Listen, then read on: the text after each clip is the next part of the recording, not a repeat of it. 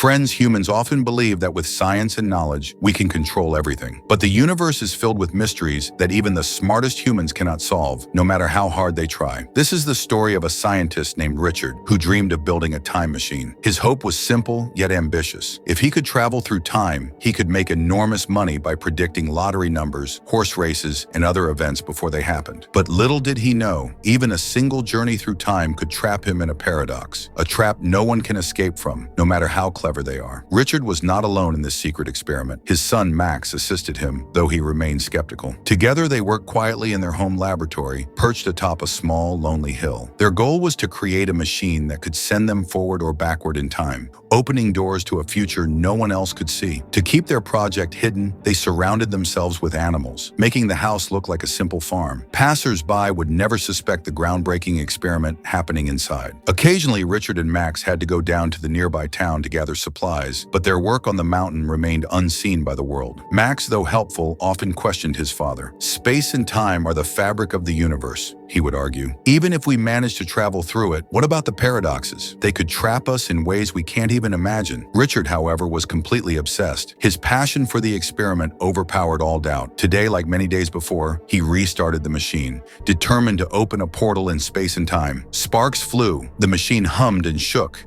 Energy crackled in the air, but once again, the portal refused to stabilize. Richard watched helplessly as his creation failed yet again. The secret of time travel seemed tantalizingly close, but it was still beyond his reach. A little while later, Max noticed that one of their pets had wandered into the lab. He picked it up and went outside to put it back. But as soon as he stepped out, he felt a strange, uneasy sensation, as if someone or something was quietly watching him. Looking around, he also realized that many of their animals seemed sick and weak. Concerned, Max told his father that he was going into the nearby town to buy medicine for the animals. He grabbed his scooter and rode toward the town, not paying much attention to his father's secret experiments. Once in town, Max spent some time with his girlfriend Olivia, trying to relax. Suddenly, his phone buzzed with a video call from Richard. But this time, something was different. His father looked unusually frightened and anxious. Richard told Max to come to the lab quickly, and he asked him to bring more luggage than usual. Max felt a shiver run down his spine. Why was his father so nervous? Following his father's instructions, Max parked his scooter under a tree and began gathering all the supplies from nearby stores. Hours passed as he bought medicines, food, and other essentials for the lab. Finally, with everything packed, he returned to where his scooter was parked and froze. A thief was speeding away with his scooter. Rage and panic surged through him. The lab was high up in the mountains. Without the scooter, how would he get there? And filing a police report would waste even more time. At that moment, a woman nearby noticed Max looking frustrated and offered to help. She introduced herself as Dr. Maria.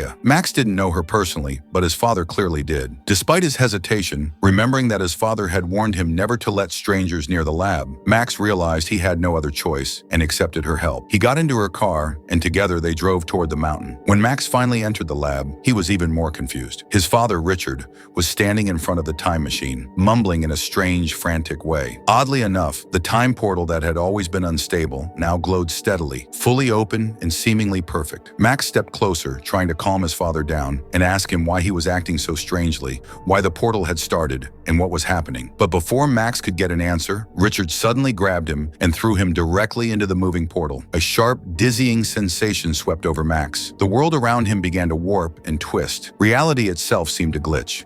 And then everything went completely blank. Max had no idea where or when he was. After some time, Max slowly opened his eyes. It was morning again. At first, he thought he had just fainted after falling into the portal the night before. But then, a familiar sound reached his ears. His scooter, the same one that had been stolen from the market yesterday, was revving outside. Max stepped out, still trying to understand everything. That's when he saw his father, Richard, staring at him with wide eyes, completely shocked. "How did you get here again?" Richard asked, his voice trembling. "I just saw you go to the market in front of me." Max was confused. "What are you talking about? And why did you throw me into the portal last night?" he asked, still trying to make sense of what had happened. Richard looked surprised and shook his head. "I didn't push you," he said. But then, seeing Max standing there, realization dawned on him. He gestured for Max to stay calm and began explaining everything carefully. Richard told Max that the Max who had gone out to get medicine was actually another version of him. The Max who had fallen into the portal last night, the one who thought he had been unconscious, was not knocked out at all. He had traveled back in time, arriving in the afternoon of the same day. That meant, while Max was now talking to his father, his present self was riding to town on the scooter, getting the medicine medicines. At first, Max couldn't believe it. It sounded impossible, almost like a joke. But Richard reassured him, patiently explaining why it wasn't a joke. The time machine really worked. Richard's eyes sparkled with excitement. "This proves it," he said happily.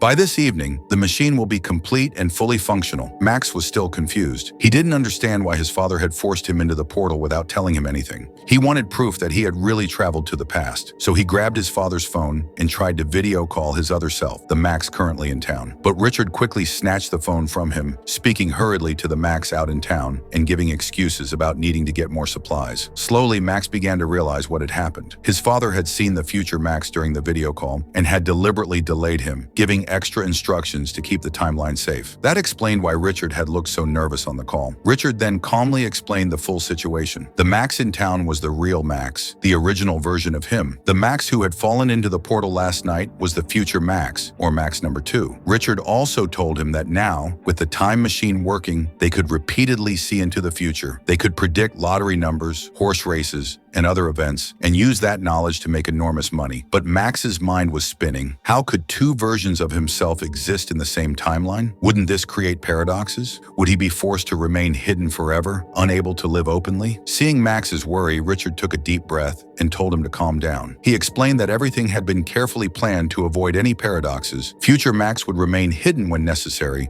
while the timeline would remain safe. Every step had been thought out in advance. According to Richard, Max had already lived through the events of the day, which meant they had to make sure nothing changed. That's why Richard didn't tell this version of Max about his future self during their video call. If he had, Max might have panicked and altered today's events. The plan was simple: keep everything today exactly as it happened. Then in the evening, when the time machine would start, Richard would place this version of Max into it, just like he had done with the previous future Max. As soon as Max entered the machine, it would be turned off, completing the time loop. After that, future Max would remain alone in this timeline, and everything would be back on track. To make sure the plan worked, Max and Richard had to ensure nothing in today's events changed. Future Max agreed, saying, "Okay, Richard, let's finish the time machine before evening." He had to start the machine so that when evening came, this version of Max could be sent to the past. Meanwhile, future Max would go into town to quietly keep an eye on Max and make sure he didn't accidentally change anything. Future Max quickly ran down to the town. While moving, he had an idea. Why not find out who stole his scooter? If he could discover the thief, he could catch them later, after the time loop ended. But by the time he reached the shop, the thief had already left, and future Max couldn't see their face. Then he noticed something surprising. The current Max was doing the same things that he himself had done earlier. Future Max immediately called his father, Richard, explaining everything so that Richard could start the time machine at the right moment. That way, as soon as this version of Max reached the lab, he could be sent to the past. Future Max then followed his past self in Dr. Maria's car, returning to the lab on the hill. This was the same car that past Max had used to reach the lab after his scooter was stolen. While looking inside the car, future Max discovered files that amazed him. These files contained not only all the details about time travel, but also all the research data that Max and Richard had been working on. Future Max realized it wasn't a coincidence that he had met Dr. Maria. She had been watching him for days, likely with some secret plan in mind. Meanwhile, inside the lab, Richard called the current Max and pushed him into the portal. This wasn't done out of anger, but to help the future Max. However, neither Richard nor Max noticed that Dr. Maria was watching everything through the window. After being pushed, Max turned around and angrily demanded to know what Dr. Maria knew about his time travel project. He had seen the files in her car, and now he wanted answers. Dr. Maria was also surprised. She hadn't expected to see two versions of Max in one place. She was impressed by the ingenuity of both father and son. They had built a time machine in such a small lab. While Max and Dr. Maria were talking, they noticed someone approaching the lab on a scooter from a distance. Richard immediately instructed both Max and Dr. Maria to hide in a nearby cabin while he went to confront the stranger.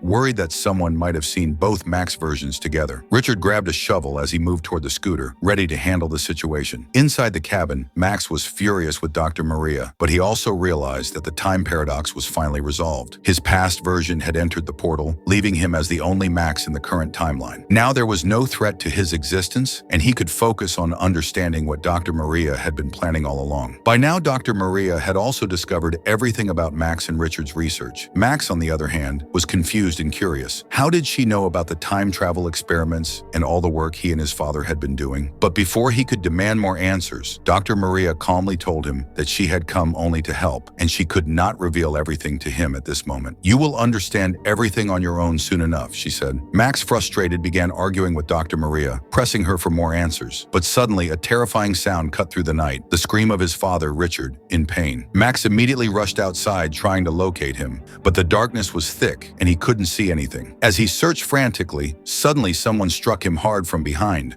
knocking him unconscious. When Max finally regained consciousness after some time, he was horrified by what he saw. In the distance, he saw Dr. Maria standing over his father, Richard, who had been thrown down from the top of the hill. Richard lay motionless, and it was clear Dr. Maria had killed him. Rage and shock coursed through Max's body. He shouted, "Why did you do this, Dr. Maria?" But then he remembered the time machine was still operational. He could travel back in time and prevent his father's death. With determination, Max returned to the time machine and activated it once again. In a flash, he was transported to the morning of the same day, the second time he had traveled through time in just one day. This realization brought a shocking truth. 3 versions of Max now existed on the same day. The first, original Max 1, was unaware of time travel and had gone to the town to get medicine for his animals. Max 2, who had already come from the future, was keeping a careful watch on Max 1. And now the third version, Max 3, had arrived to stop Dr. Maria and save his father. Max 3 immediately went in search of Richard. Seeing him, Richard's anger flared. He had just dealt with the arrival of another future version of Max, and he was trying to keep the time loops under control.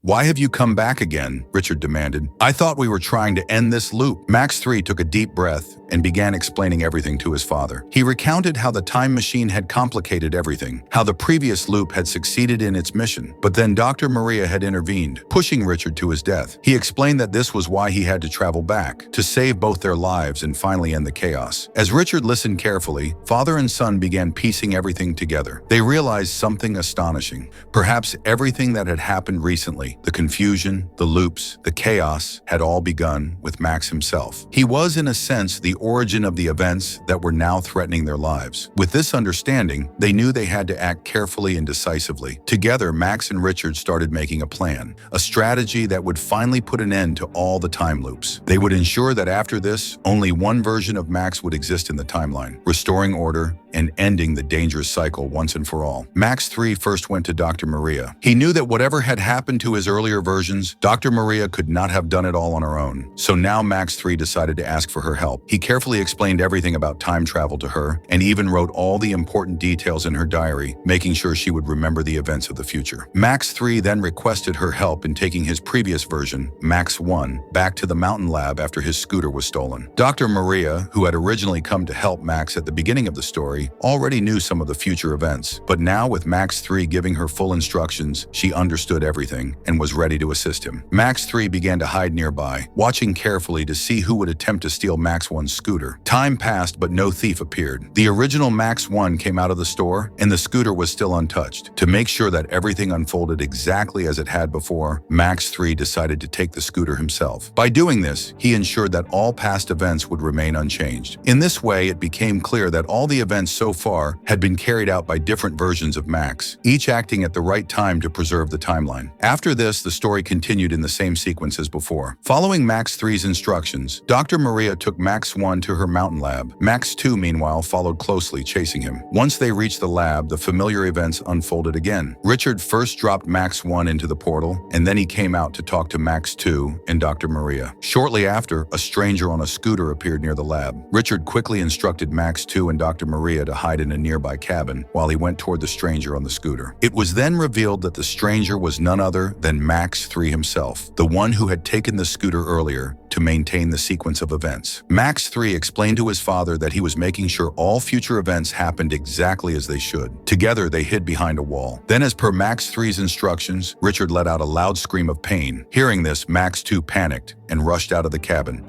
frantically searching for his father. Following the plan, Richard went after Max 2 and hit him on the head, knocking him unconscious, just as Max 3 had instructed him to do. With Max 2 temporarily out of the way, Max 3, Dr. Maria, and Richard worked together to create a straw doll that, from a distance, looked exactly exactly like Richard. After some time, Max 2 regained consciousness. Following the plan, Dr. Maria carefully dropped the straw doll from the hill. In the darkness, Max 2, seeing the figure fall, panicked. He feared that Dr. Maria had killed his father. From this point onward, events began to unfold exactly as they had before. Max 2, terrified for his father, prepared to travel back into the past once again. Meanwhile, Max 3 and Richard were hiding behind a wall, waiting. Their plan was precise. As soon as Max 2 entered the time machine, Max 3 would shut it down from behind. That way, all the time loops would finally end, leaving only one Max in the timeline. When Max 2 stepped into the portal, everything went according to plan. Outside, Max 3, Dr. Maria, and Richard breathed a sigh of relief. Their plan had worked. The loops were over, and for the first time, they could be sure there would be only one Max in the timeline.